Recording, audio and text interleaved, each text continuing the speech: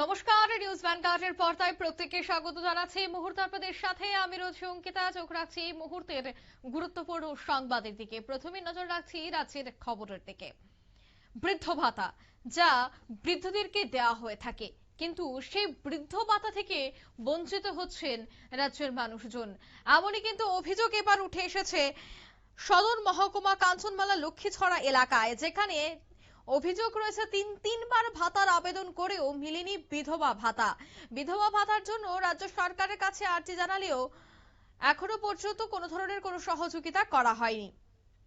জানা গেছে যে সদর মহকুমা অন্তর্গত এই কাঞ্চনমালা লক্ষ্মীছড়ি এলাকায় স্বর্গীয় জিতেন্দ্র ভৌমিকের 60 বছর বয়সী বৃদ্ধা স্ত্রী দরিদ্রাকে সঙ্গী করেই অসুস্থ পুত্র সন্তানকে নিয়ে খুব কষ্টে দিন যাপন করছেন। বৃদ্ধা ঝুলন ভৌমিকের স্বামী জিতেন্দ্র ভৌমিক গত 10 বছর আগে প্রয়াত হয়েছেন। স্বামীর মৃত্যুর পর ঝুলন ভৌমিক এক ছেলেকে নিয়ে বসবাস করছেন। এর মধ্যে ওনার ছেলে এক দুরারোগ্য রোগে অসুস্থ।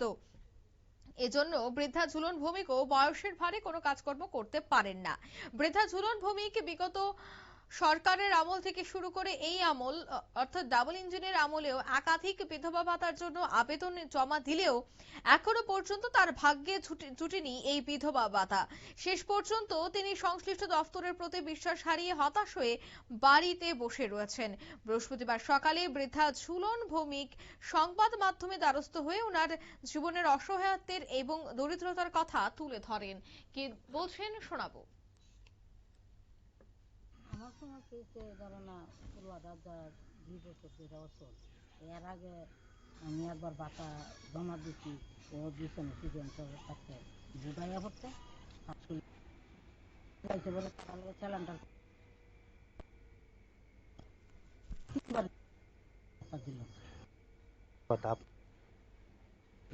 আপনার স্বামী তো নাই? না। কত বছর আগে মারা গেছে? মারা গেছে আছে তো 9-10 বছর।